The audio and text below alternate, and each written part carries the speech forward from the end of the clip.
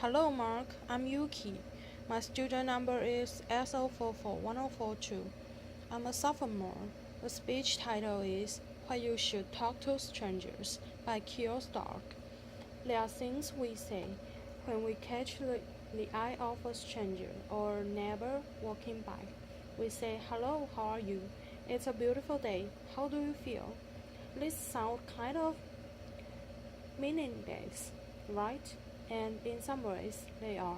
They have no semantic meaning. It doesn't matter how you are or what the day is like. They have something else. They have social meaning. What we mean when we say those things is, I see you there. I'm obsessed with talking to strangers. I make eye contact, say hello. I offer help. I listen. I get all kinds of stories. About 7 years ago, I started documenting my experience to try to figure out why. What I found was that something really beautiful was going on. This is almost poetic. These were really profound experiences. They were unexpected pleasures. They were genuine emotional connections. They were liberating moments. So one day I was standing on a corner waiting for the light to change, which I'm a New Yorker. So that means I was actually standing in the street on the storm train, as if that could get me across faster. And there's an old man standing next to me. So he's wearing like a long overcoat and sort of an old man hat. And he looked like somebody for a movie. And he says to me, Don't stand there, you might disappear. So this is absurd, right? But I did what he said. I stepped back onto the sidewalk. And he smiled. And he said, Good, you never know. I might have turned around. And zoop, you are gone. This was weird and also really wonderful. He was so warm and he was so happy that he'd saved me. We had this little bond for a minute. I felt like my existence as a person had been noticed, and I was worth saving. The really sad thing is, in many parts of the world, we are raised to believe that strangers are dangerous by default, that we can't trust them, that they might hurt us. But most strangers aren't dangerous. We are uneasy around them because we have no context. We don't know what their intentions are. So instead of using our perceptions and making choices, we rely on this category of stranger.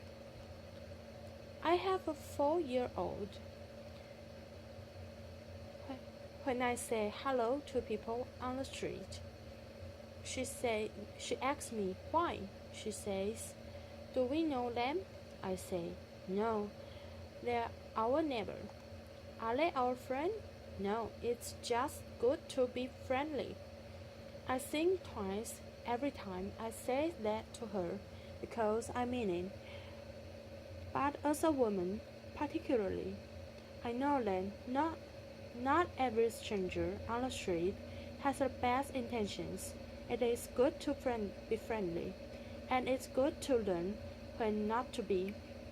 But none of that means we have to be afraid. There are two huge benefits to using our senses instead of our fears. The first one is that it liberates us. When you think about it, using perception instead of categories is much easier said than done. Categories are something our brains use. When it comes to people, it's sort of a shortcut or learning about them.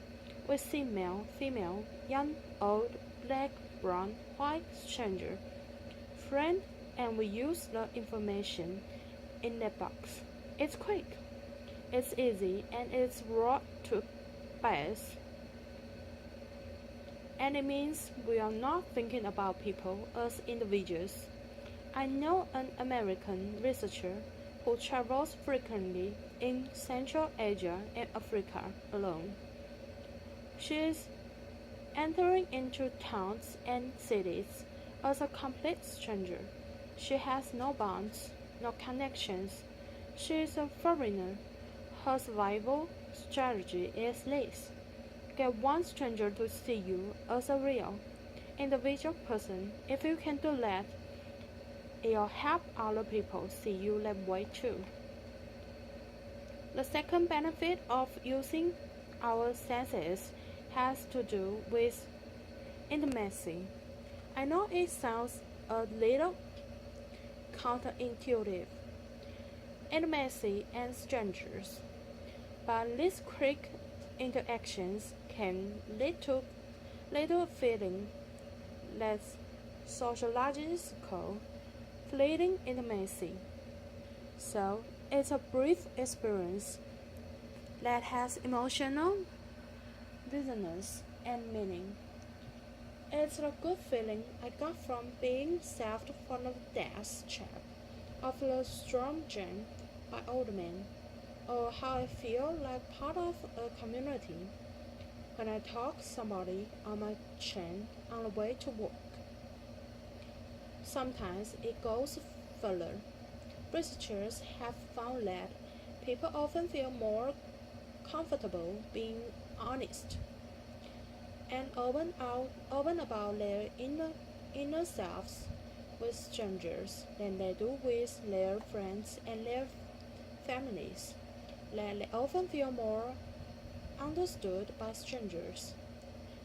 This gets reported in the media with great lament. Strangers communicate better than spouses. It's a good headline, right? I think it entirely misses the point. The important thing about these studies is just how significant these interactions can be. How this special form of colonies gives us something we need as much as we need our friends and our families. So, how is it possible that we communicate so well with strangers? There are two reasons. The first one is that it's a quick interaction. It has no consequences. It's easy to be honest with someone you are never going to see again, right? That makes sense. The second reason is where it gets more interesting. We have a bias when it comes to people we are close to. We expect them to understand us. We assume they do, and we expect them to read our minds. So imagine you're at a party and you can't believe that your friend or your spouse isn't picking up on it, that you want to leave early, and you are thinking, I gave you the look. With a stranger, we have to start from scratch. We tell the whole story. We explain who the people are, how we feel about them. We spell out all the inside jokes. And guess what? Sometimes they do understand us a little better. Okay, so now that we know that talking to strangers matters, how does it work? There are unwritten rules we tend to follow. The rules are very different depending on what country you're in, what culture you are in. In most parts of the US, the baseline expectation in public is that we maintain a balance between civility and privacy. This is known as civil in attention. So, imagine two people are walking towards each other on the street. They glance at each other from a distance. That's the civility, the acknowledgement, and then as they get closer, they'll look away to give each other some space. In other cultures, people go to extraordinary lengths not to interact at all. People from Denmark tell me that many Danes are so averse to talking to strangers that they would rather miss their stop on the bus than say excuse me to someone that they need to get around instead. There's this elaborate shuffling of bags and using your body to say that you need to get past instead of using two words. In Egypt, I'm told it's rude to ignore a stranger, and there's a remarkable culture of hospitality. Hospitality. Strangers might ask each other for a sip of water, or if you ask someone for directions, they are very likely to invite you home for coffee.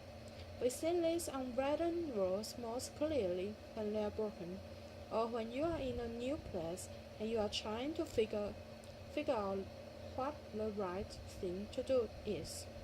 Something breaking the rules a little bit is where the action is. In case it's not clear, I really want you to do this, okay? So here's how it's going to go. Find somebody who is making eye contact. That's good signal. The first thing is a simple smile. If you are passing somebody on the street or in the hallway here, smile, see what happens. Another is triangulation. There's you, there's a stranger, there's some third thing that you both might see and comment on, like a piece of public art or somebody approaching in the street or somebody wearing funny clothes. Give it a try. Make a comment about that third thing and see if it starts a conversation. Another is what I call noticing. This is usually giving a compliment. I'm a big fan of noticing people's shoes. I'm actually not wearing fabulous shoes right now, but shoes are fabulous in general, and they are pretty natural as far as giving compliments goes. People always want to tell you things about their awesome shoes. You may have already experienced the dogs and the babies principle. It can be awkward to talk to someone on the street. You don't know how they are going to respond, but you can always talk to their dog or their baby. The dog or the baby is a social conduit to the person, and you can tell by how they respond whether they are open to talking more. The last one I want to challenge you to is disclosure. This is a very vulnerable thing to do, and it can be very rewarding. So next time you are talking to a stranger and you feel comfortable, tell them something true about yourself, something really personal. You might have that experience I talk about of feeling understood. Sometimes in conversation, it comes up. People ask me, "What does your dad do?" or "Where does he live?" And sometimes I tell them the whole truth, which is that he died when I was a kid. Always in those moments, they share their own experiences of loss. We tend to meet disclosure with disclosure, even with strangers. So here it is. When you talk to strangers, you are making beautiful interruptions into the expected narrative of your daily life and theirs. You are making unexpected connections. If you don't talk to strangers, you are missing out on all of that. We spend a lot of time teaching our children about strangers. What would happen if we spend more time teaching ourselves? We could reject all the ideas that make us so suspicious of each other. We could make a space for change. Thank you. Applause.